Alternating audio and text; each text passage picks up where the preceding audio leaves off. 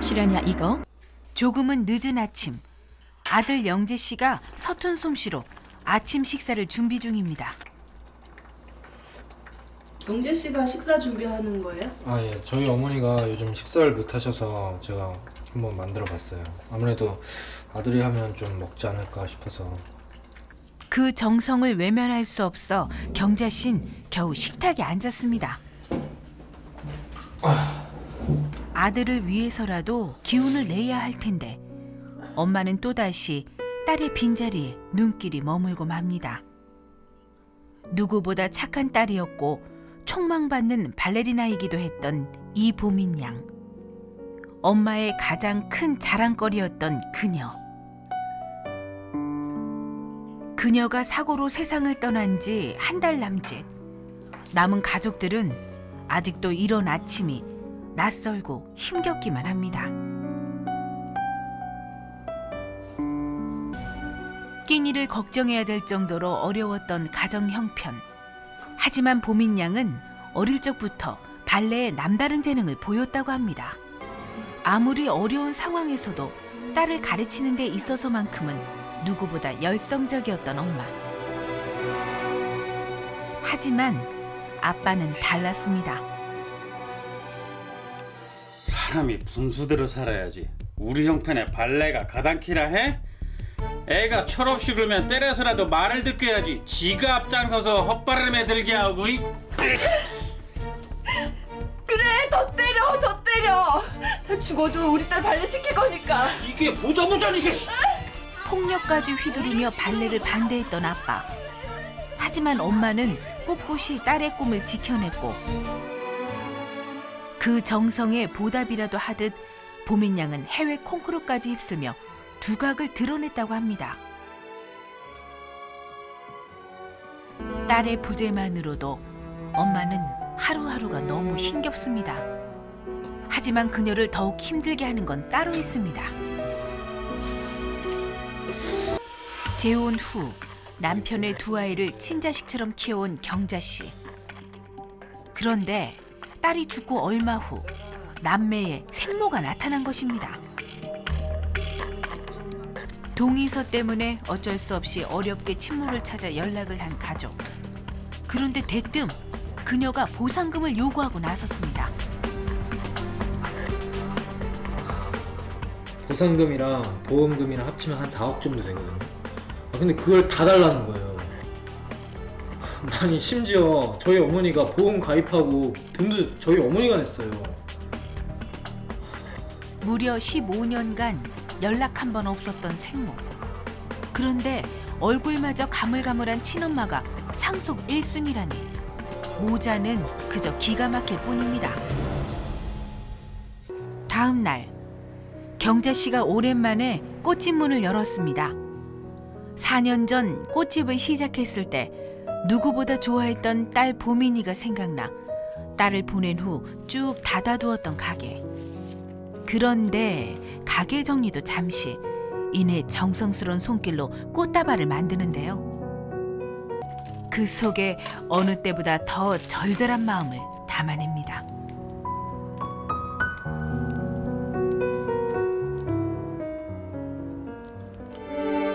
그날 오후 수목장을 한 딸의 추모목으로 향하는 길.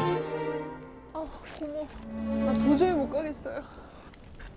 엄마는 몇 번이나 가슴이 무너집니다. 그저 미안하고 사랑한다는 말만 쉼없이 반복하는 경자 씨.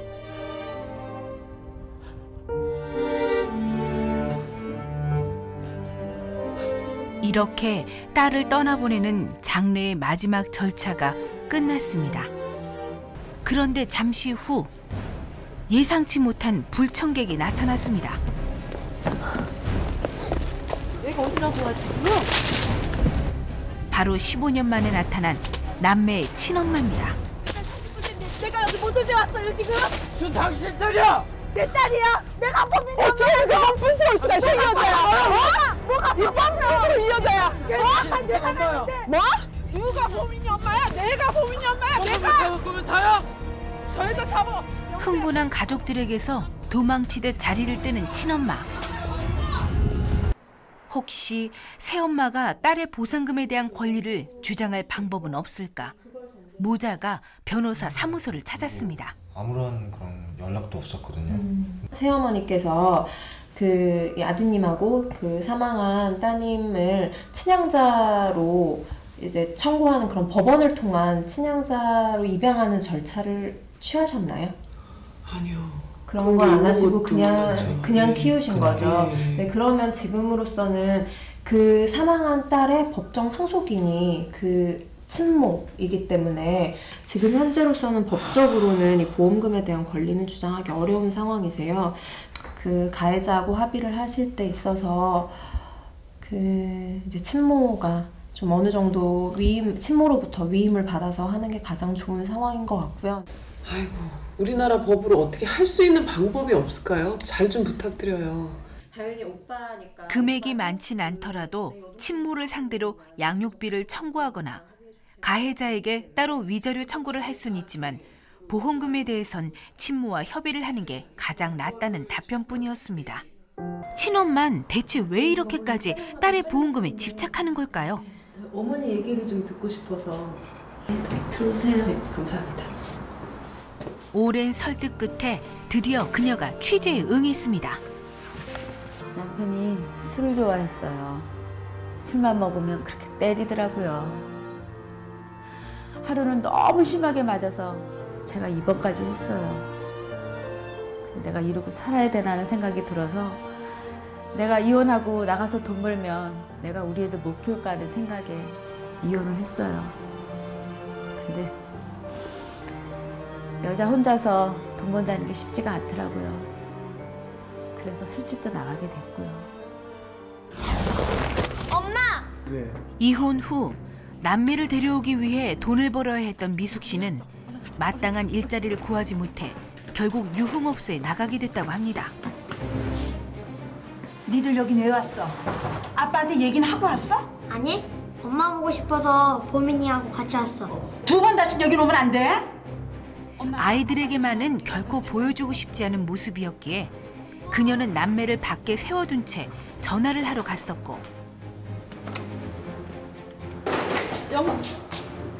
영재야, 보민아. 다시 나왔을 땐 이미 아이들이 돌아간 후였다고 합니다. 하지만 정작 그녀가 아이들에게 연락을 하지 못했던 이유는 따로 있었습니다. 그리고 나서 애들 고모가 찾아왔더라고요. 다시는 애들 만나지 말라고요. 술집 나가는 엄마가 어떻게 애들을 만날 수 있냐고요. 그래서 먼발치서 그냥 지켜보기만 했어요. 그러다 애들 아빠가 죽었다는 소식을 들었어요. 이번에야말로 남매를 꼭 데려와야겠다고 결심했던 미숙 씨. 영재야, 엄마. 여기는 왜 왔어요? 여기가 어디라고 찾아와요? 영재야, 엄마가 잘못했어. 엄마가 이제부터 잘할게. 엄마랑 같이 가자. 응? 엄마? 누가 내 엄마인데? 우리 잘 살고 있으니까 앞으로 찾아오지 마세요. 영재야, 엄마 말 좀 들어봐. 응? 야, 이보민, 뭐해? 우리 가자. 영재야.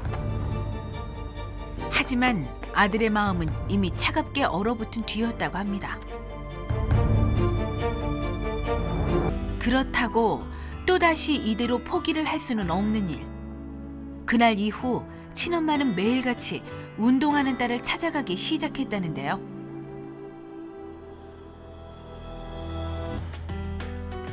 그러기를 한 달 남짓. 도대체 왜 자꾸 이래요? 오빠 알면 어떡하려고? 보민아, 미안해. 엄마가 잘못했어. 근데 엄마랑 잠깐 얘기 좀 나누면 안 될까? 잠깐만. 안 돼요. 그럼 이거라도. 너 오늘 생일이잖아. 이거라도 좀 먹어. 응? 생일인 거 어떻게 알았어요? 그걸 내가 어떻게 잊어? 넌 내 딸인데. 계속되는 그녀의 진심에 딸 보민 씨는 조금씩 마음의 문을 열기 시작했고, 그렇게 오해를 푼 모녀는 이후 아침 운동을 핑계로 일주일에 한 번 이상 가족들 몰래 계속 만남을 가졌다고 합니다. 보민아! 엄마! 이거 마셔. 많이 기다렸어? 아니. 아우, 엄마 너무 좋아. 가자. 그렇게 숨어서 만난 세월이 무려 5년이었습니다. 딸의 앞길에 누가 될까 함부로 사람들 앞에 나설 수도 없었던 미숙 씨. 하지만 그녀는 딸의 공연만은 한 번도 빠짐없이 참석했다고 합니다. 레슨비는 뭐예요? 우리 보민이 개인 레슨 받았거든요. 딴 애들은 유학도 가고 별 학원을 다 다니는데 우리 딸 혼자서 어떻게 하겠냐고요. 지 새엄마한테 말이라도 하겠어요. 그래서 제가 지 엄마 몰래 제가 레슨비 다 댔습니다. 가족들 눈치 보느라 항상 문자 메시지로 통화를 대신해야 했던 엄마와 딸. 딸의 죽음을 믿고 싶지 않은 엄마는 요즘도 가슴에 쌓인 그리움의 말들을 매일 문자에 담아 보내고 있습니다. 보민 양의 전화기로 매일 날아든다던 이름 모를 문자가 바로 그녀가 보낸 것들이었습니다.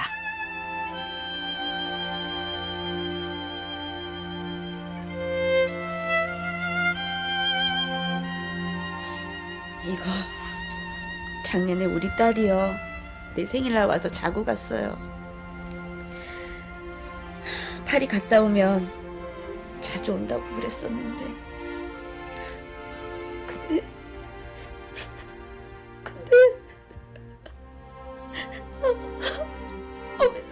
오디션만 무사히 마치고 돌아오면 가족들에게 모든 걸 털어놓겠다고 했던 딸.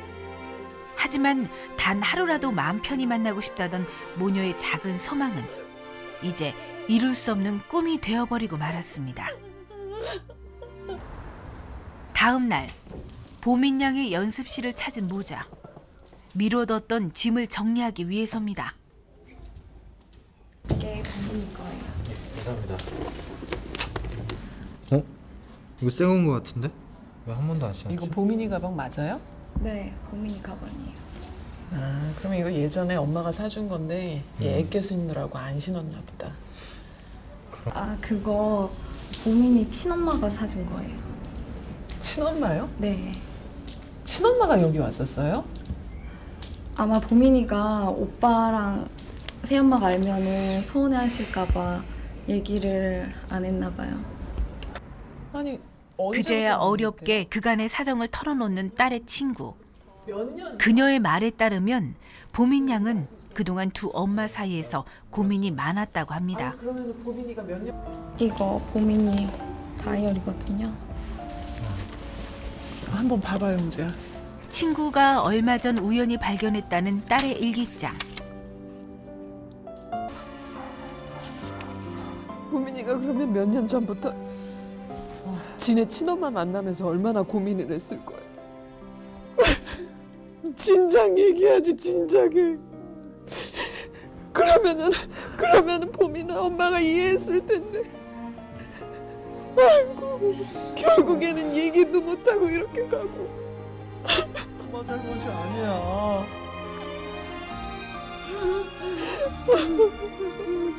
영지야, 그 여자한테 그 돈 다 주자. 응? 나를 엄마로 알고 사랑했다는 걸로 만족할게. 혹시라도 자신이 상처를 받을까 딸이 얼마나 고민을 했을지 알기에 그저 눈물만 흐르는 경자 씨. 그날 밤 제작진으로부터 모든 사실을 전해들은 친엄마 미숙 씨 또한 마찬가지였습니다. 솔직히 그쪽 엄마 좋은 사람인 것 같았어요. 그것도 인정해요. 근데 제가 안 믿고 싶었던 거죠. 그러니 우리 딸이 그걸 숨겼을 거예요. 우리 딸한테 정말 미안해요. 부끄럽고. 그것도 모르고 엄마 둘이서 싸웠으니. 결국 보민 양에게 있어 두 사람은 새엄마도 친엄마도 아닌 그저 엄마였는지도 모르겠습니다. 친엄마 미숙 씨의 연락을 받고 어디론가 찾아가는 경자 씨와 아들 영재 씨. 그들이 찾은 곳은 다름 아닌 한 장학재단이었는데요. 재단 관계자가 건네준 것은 바로 딸의 이름으로 된 4억 원의 장학금 기부 증서였습니다. 저 같으면은 그런 생각 하지도 못했을 거예요. 참 고마운 사람이에요. 어떻게 보면은 그분 덕에 제 팔자에도 없는 아이가 둘씩이나 생긴 거니까. 우리 아이들이 그분 닮아서 심성이 착한가 봐요. 아휴, 그 정도로 어떻게 내 죄를 갚겠어요. 엄마로서 자식들 가슴에 그렇게 깊은 못을 박았는데 그게 돈으로 해결이 되겠어요?